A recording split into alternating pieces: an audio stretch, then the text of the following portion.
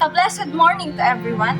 We are the Group 3 and we are here to present our revised research proposal entitled Science Interest and Self-efficacy of Freshman Students Towards Science Subject. But before we proceed, let me first introduce to you the proponents of this study. We have Ms. Ivy Tavares, Mr. Jim Tremor, Ms. Princess Elyza Roxas, Mr. Edzen Ilustrisimo, and Ms. Joverlyn Dionisio. The purpose of this study is to determine the level of interest and level of self-efficacy of freshman students of Philippine Normal University North Luzon for school year 2022-2023 towards science subject. Further, this study aims to investigate whether there is a significant difference between the student's science interest and self-efficacy before and after an educational intervention. Thus, the researchers will develop and implement an educational intervention program for those students who will be identified with low interest and low self-efficacy.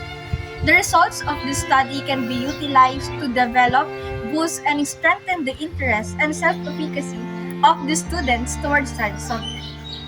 For the justification of this study, according to Goodroom, Hackling, and Rini, many children become disenchanted with science when they enter high school and develop a view that the subject is irrelevant and uninteresting. When given the opportunity to choose subjects for their final years of schooling, almost half of Australian year 10, typically aged 15 to 16, students do not choose science subject for their final 2 years of schooling and instead choose alternative subjects from the wide range of courses available to them. Thus, this study will be anchored on non-cognitive skills such as science interest and self-efficacy of the students towards science subject. The researchers aim to widen the perspective and the existing body of knowledge on the student's self-efficacy and interest in science.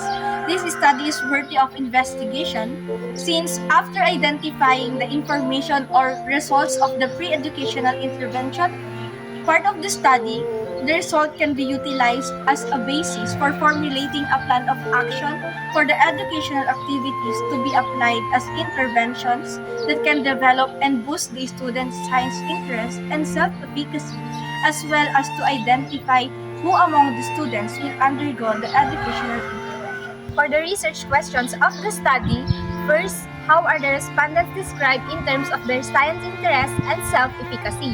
Second, how do the interventions affect the respondents' science interest? Third, how do the interventions affect the respondents' self-efficacy?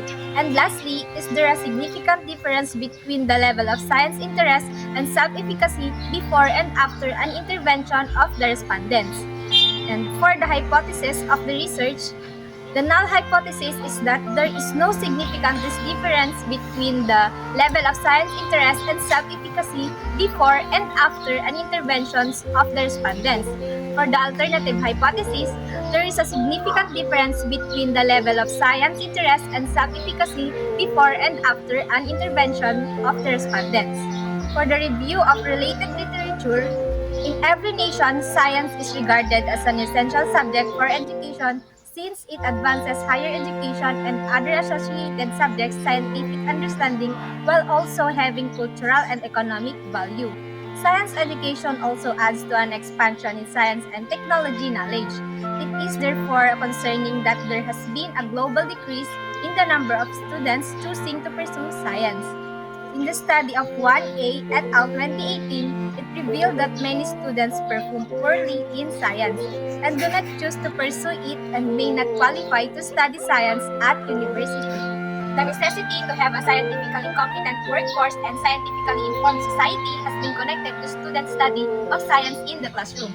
Teachers, scientists, and decision makers are concerned that not enough high school students are opting to major in science. A study of Oboson P. et al. 2017 indicated that enhancing students' enjoyment, interest, and perceptions of their ability in science as well as increasing student perceptions of its value of future career may also lead more students studying science at school. Additional to the RRL, science interest. According to Ainley and Ainley 2011, students' interest in and enjoyment of science are closely related. The analysis of 2006 data from the Program for International Student Assessment or PISA shows that individual interest and engagement in science are important in the formation of adolescents' intention to continue with learning about science.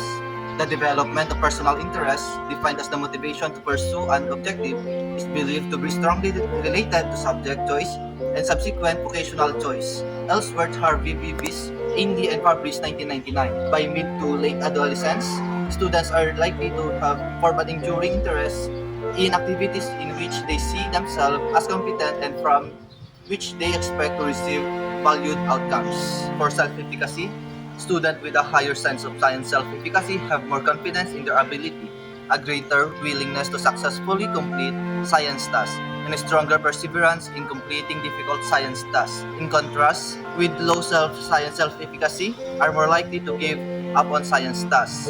If a student feels that he or she lacks the ability to be competent in science tasks, this belief will lead to an aversion to science and low academic achievement. Thus, the level of student science self-efficacy is constantly changing and can be improved through appropriate teaching, intervention, and guidance. Lastly, educational intervention. Studies reveal that intervention in science classroom should be considered in order to catch up students' interest and self-efficacy towards science subjects. The minds of the students even in college are too creative and playful.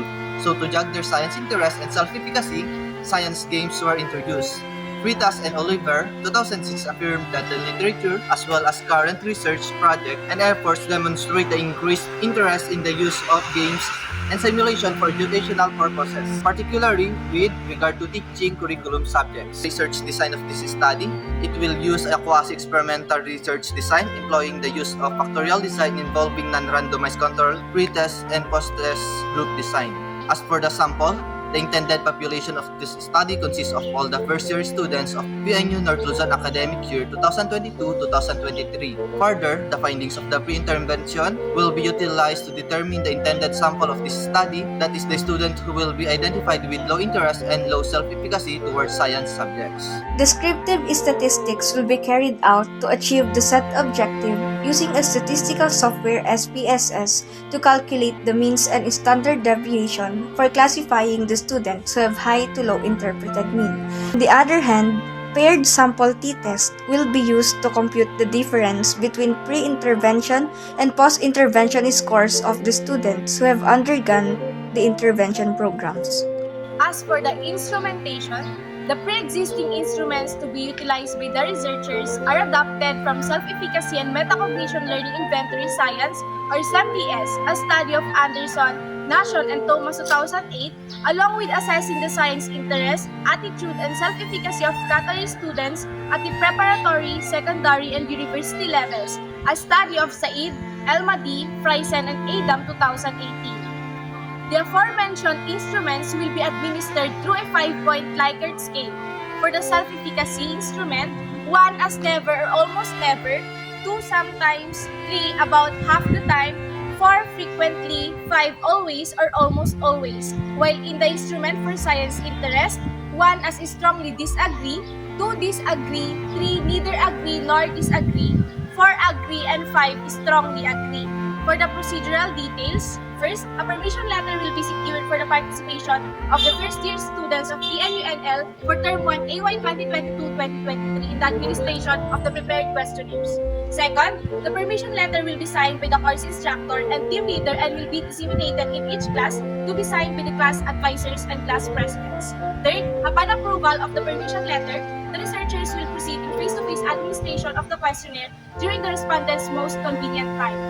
Fourth, after the respondents answer the questionnaire, the data will be subject for interpretation to identify the students who have low interest and low self-efficacy towards science subject. Fifth, the researchers will then develop and implement an intervention programs for those identified students with low science interest and self-efficacy within 5 weeks every Wednesday. Certificates will also be given as they finish the 5-week activity. 6. After the intervention, the researchers will again float the questionnaire to the respondents to assess whether the applied intervention caused significant change to their science interest and self-efficacy. And lastly, after all the data has been gathered, it will be tallied, classified, and interpreted. And here is our action plan. For week 2, validation and floating of questionnaires. Week 3, analysis of the data gathered from pre-intervention tests. Week 4, opening program or the water racket activity. Week 5, routine extraction with food presentation. Week 6, paper plane and egg drop challenge. Lecture demo on botany via Zoom for week 7. And week 8, closing program, front dissection and awarding of certificates. For week 9, post-intervention test and tabulation or interpretation of the data gathered. And for week 10 to 12, finalizing the thesis paper. And here are our references. Thank you for listening. Wala pa ba